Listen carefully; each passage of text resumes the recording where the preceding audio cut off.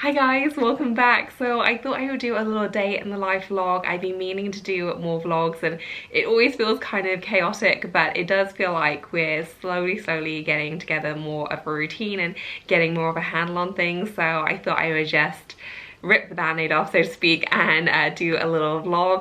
So this is basically just going to be a slice of life. I thought I'd also cover some kind of productivity hacks and tools that we've been using to try and balance working at home and also life with a baby, as well as a little progress update on kind of my postpartum journey and weight loss and all that good stuff, because I'm getting a lot of messages on Instagram about it, as well as an update on Leo, because I've also been getting a lot of comments about that as well. So hopefully you guys will enjoy.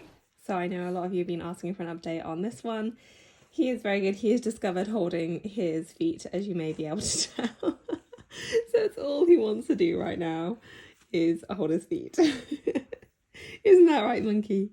Isn't that right? Yeah. All day long, just wants to hold his feet. But he's been doing really well. We are now at 5 months, and thank goodness past the 4-month sleep regression, which was not fun for anyone. He still slept pretty good at night, thank God, but his naps during the day were just like, it would take 2 hours to get him down and he'd sleep 15 minutes. Like, it was just a nightmare. But like, when he turned 5 months, I feel like they miraculously changed, and now he's a great napper. So hopefully we will continue this. But yeah, apart from that, he's doing good. He eats like an absolute champ. Can never seem to eat enough. Babbling a lot, very vocal, and very grabby now as well. He likes to grab everything, including his feet, including my hair, people's tops. Like, it really doesn't matter, he will just grab everything. But yeah, he is doing really good, aren't you, monkey? Aren't you? Yes you are. Yes you are.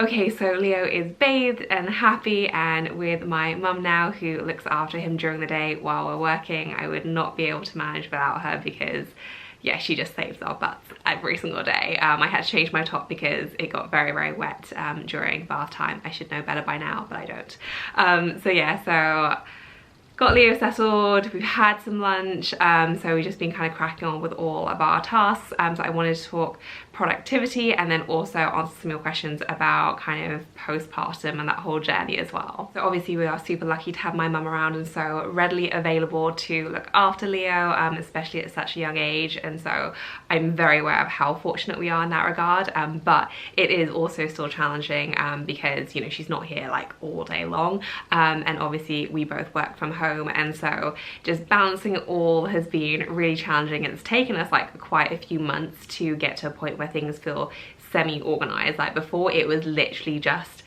it just felt like chaos every single day, and it was just almost like a battle to get through to the end of the day, whereas now it feels a lot calmer. It definitely does help that Leo is sleeping a lot better now in terms of his naps during the day as well, but I wanted to mention a couple of things which have really helped us in terms of just making our priorities and our schedules aligned and just making sure that the day runs as smoothly as possible. So a really big thing that has been helping us recently has been time blocking, and we only started doing this about 3 weeks ago, I think. I'm sure there are fancy apps that do this for you, but we have literally been going old school with a whiteboard. So we bought a really inexpensive A4 whiteboard from Amazon, and every single morning over our breakfast we always have oatmeal with a ton of blueberries. That's our breakfast every single morning, and we sit down over breakfast and we time block our day. So we write out our schedules and we start off with the immovable things in our day. So it might be client demos for Dan, it might be calls or meetings for me, whatever it is that we can't move,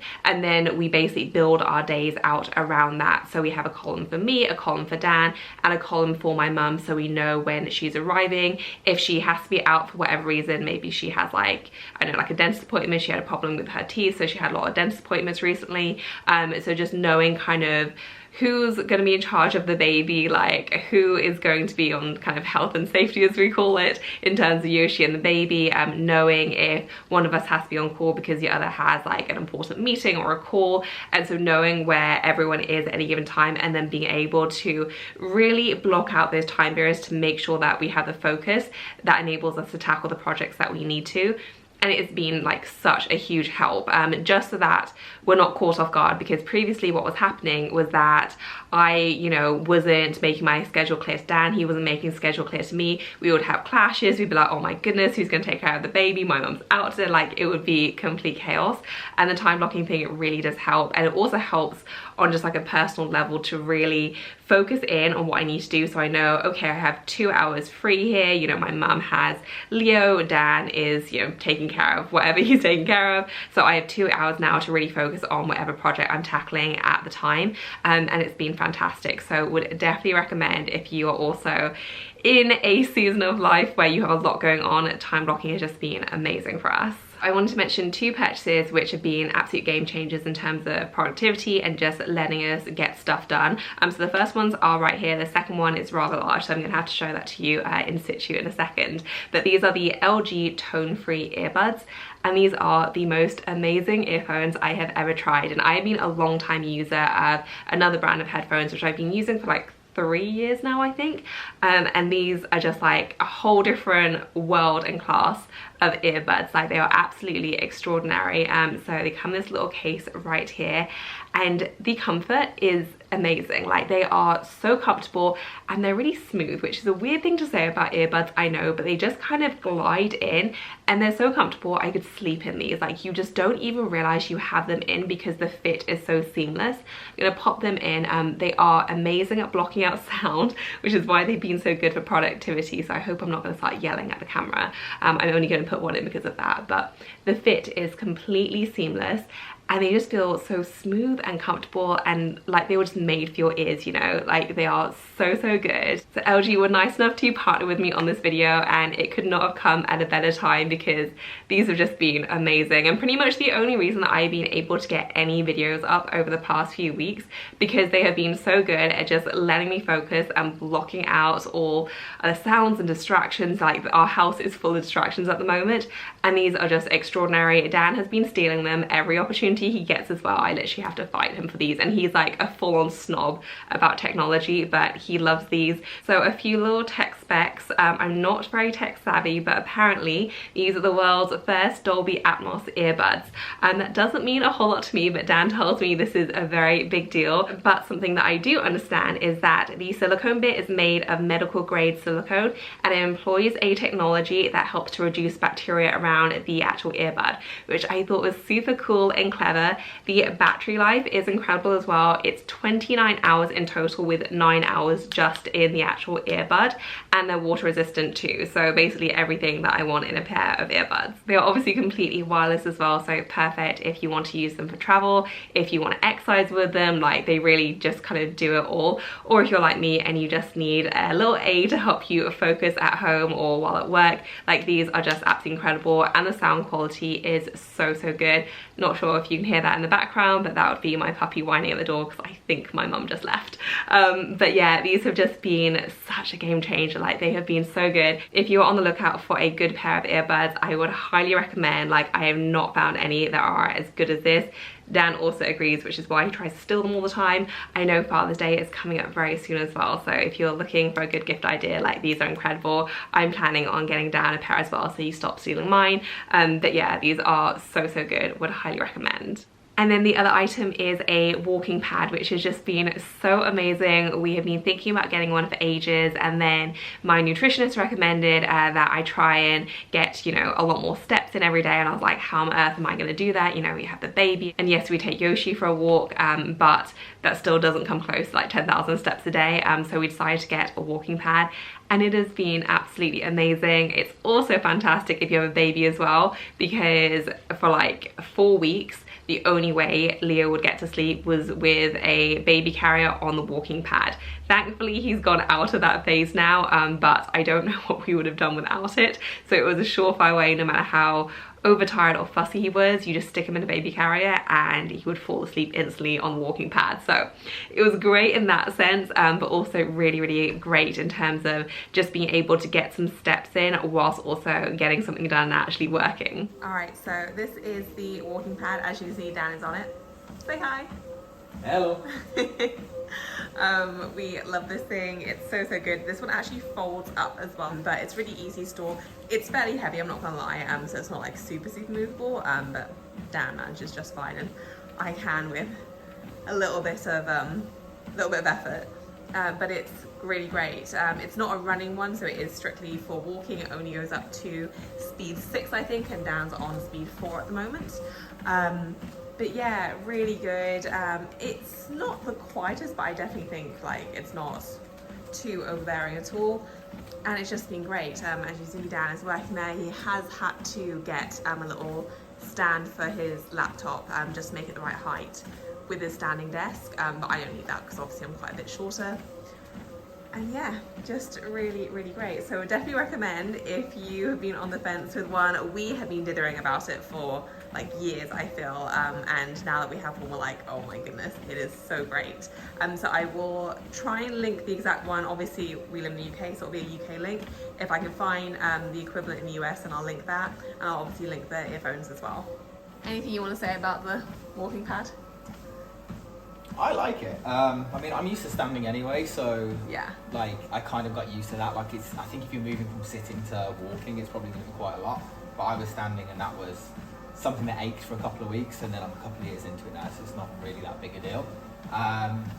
Honestly, what's great is that when you're doing boring things, or you're in a meeting, or whatever it might be, you just kind of forget that you're walking. So like, there was one day where I think I did over 22 kilometers. And it was just walking like this, and I was just, in back-to-back meetings or whatever. I didn't really think about it. And then, like, by the end of the day, I'm like, God, I'm really knackered. I wonder why. And I remember you saying, why am I so tired? Yeah, and I was like meant to work out, but I was just like beat. And then I checked my phone, and I was like, oh, 22 kilometers. It's quite a walk I've done there. So yeah, like, if you just want to like drop some calories or get some exercise or whatever it might be, like, honestly, they're pretty good, and it folds up really neatly. So yeah. Are you right? Dan's approval. Yeah. So that's basically how we've been attempting to get it all done, and that covers everything from work to, looking after the baby, to trying to fit in workouts, filming, all that kind of good stuff. So yeah, it's definitely a work in progress, but compared to where we were like 2 months ago, I feel like it's come on leaps and bounds. So hopefully maybe one of those tips that might help one of you if you're also in this season of life. I also wanted to talk kind of postpartum health and weight loss, and kind of just trying to get back to closer to where I was before baby. So I shared a progress update on Instagram, and I got so many questions, and I did try and answer as many as I could there, but I always feel like it's easier to kind of talk it out anyway. So I've been kind of properly on a kind of weight loss, getting back in shape journey for about 12 weeks now, I'd say ish. The first few weeks I wasn't properly dedicated, and I'd say for the first probably 11 to 12 weeks of Leo's life, I was very much focused on my milk supply. I had a lot of milk supply issues when he was first born, and a lot of people told me, 6 to 8 weeks is when your milk supply settles and you can't increase it any more than that. And I did not find that to be true at all, which I'm very grateful for, because at 6 to 8 weeks, like, my milk supply was not where I needed it to be, and it took pretty much the whole 12 weeks to get my milk supply up to the level it is now, which is now enough to feed him, thank goodness. But it was constant pumping and just general dedication to the cause of trying to increase my milk supply. So in that time, I really had no interest in trying to diet or overly work out in kind of any extreme way that might impact things. So that was kind of my whole focus. Once that did stabilize, then I felt like I was in a better headspace to just try and shift some weight and just get back in shape in general. But I was also a bit lost because I didn't want to jeopardize my milk supply, and I didn't know how to lose weight whilst doing that. So I employed the services of a nutritionist. I mentioned her on Instagram. Her name's Courtney Rushing. She's fantastic. Would definitely recommend if you are on the lookout for someone like that. But she calculated a plan for me, and that was based on macros. So yes, I did have a calorie goal, but it was broken up very specifically into macros. So First and foremost was my protein goal, which was 140 grams a day. And I would say that's specific to me. So, you know, people at different weights and heights and, you know, journeys, all that kind of jazz, like you'll probably have a different goal, but that's what she calculated for me. And then my fats and carbs were split up over the rest of my calories. But she was like, yes, calories are a thing, but I want you to focus on the macros more than anything and get as close as possible to hitting your macro targets on a daily basis.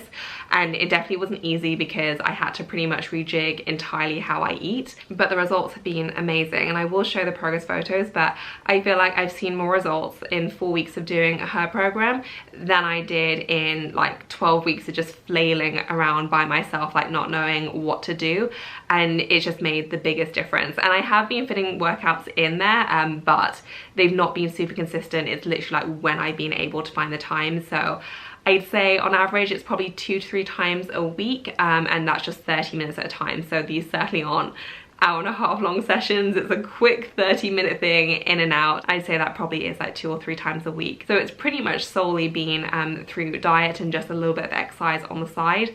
But yeah, like her program has just been so good and amazing, and it's nice to have clothes fitting again, and yeah, it's just been a really, really positive thing. So if you're also on this journey, I would definitely recommend looking at your macros. Like, it's been the biggest game changer for me. It's definitely a lot of work to begin with, and when I first started, I was like, oh my goodness, like I can't believe how much time this is taking, from measuring things out, especially, you know, like cooking from scratch. There were just so many different components to every meal, and I was having to weigh everything and, you know, not just look at the calories, but the macros, the protein amount, the carb amount, the fat amount. It was just like, it was really long, and it does take a long time, but once you do it a few times and you build up the meals that your go-tos, it becomes a lot easier, and then it just kind of becomes second nature. So it's painful to begin with, but I have found it to get a lot easier, and it just feels like a very sustainable way of doing it. And my calories are at 1850, so 1850, and realistically my range is 1850 to 1950 a day is kind of where I usually land. And you know, I saw that progress in 4 weeks, even at, you know, a fairly decent calorie amount. That just puts me in a very slight deficit, considering kind of my weight, height, and the fact that I'm breastfeeding. So yes, that's where I'm at so far. Hopefully I answered anything that you might want to know. That if you wanted to know something else, then let me know in the comment section, and I will try and answer it in a future video, or maybe even do a whole video on the topic. Gym wear? Like, it feels like the same material as like a Gymshark thing. Dad's trying on some new clothes. Is it something you wear to the gym, or? Are you done? Oh, nip. Do you always do that to grandma?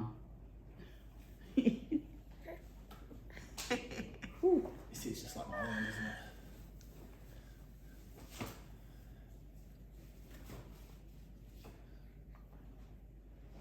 Well, this feels like I've got a navy one of these, I think. It's fine. So violent. Careful. Concentrate what you're doing, mister. Oh, that's what arm muscle. He said, what'd you think? What I'm doing. Exercising. Proof is in the pudding. I'm a big strong man. Okay, so I am just about to prep dinner. That noise is the Food Ninja heating up. It's very lousy, but it's great. So we are doing salmon tonight, just grilled, and then we have asparagus, beans, and sweet potatoes. So I'm just slicing this up into more manageable slices, and then putting a little bit of olive oil on and some pepper.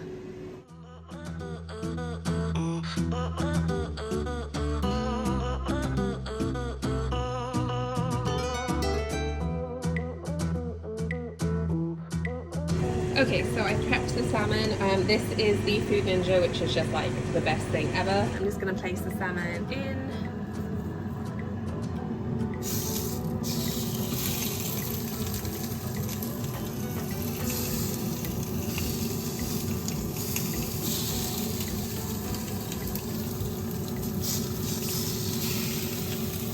So they all fit nicely. It was preheated, so it's really just like a one button thing. So I'm just gonna pop that in closed, and then it's gonna cook it for 10 minutes, which happens to be absolutely perfect for the salmon. Really easy, and then I'm gonna check back in on it when it beeps at me. Okay, so that is the finished product. It's a little bit more well done than normal because I had to tend the baby upstairs, and if you don't open the lid immediately, then obviously it cooks more. But it will still be delicious. And then I just pop the asparagus in there for about 4 to 5 minutes, and then that'll cook really easily too. Alright, so this is dinner. Dan always calls this fish and chips, but it's just salmon with some green veg and sweet potato. Usually we would do a sweet potato mash, but the way we do sweet potato mash takes like an hour and 40, and I forgot to put sweet potato in. So instead we are having just frozen sweet potato fries, and then the salmon, we have some green beans here, and then just some asparagus. Really healthy and super, super yum. Okay, so it is the end of the day and it's been a very, very long day. If you can't tell, I'm exhausted. We've now put Leo to bed 3 times. He keeps waking up. Yeah, I think he was just a bit disrupted today, but Celebi, Dan is up there with him now. I'm hoping this is going to be the last time we put him to sleep. But yeah, I hope that you guys enjoyed the vlog. As usual, it was all over the place. I feel like I say this at the end of every single vlog. But yeah, little slice of life. I do feel like it was fairly representative of kind of what we do on a daily basis now. I super appreciate you watching to the end if you have made it this far. I see Yoshi coming back over to me now. Oh. Hello, Yoshi. Yoshi. Oh! He does not understand personal space. Oh my goodness. Yoshi. What do you have to say for yourself?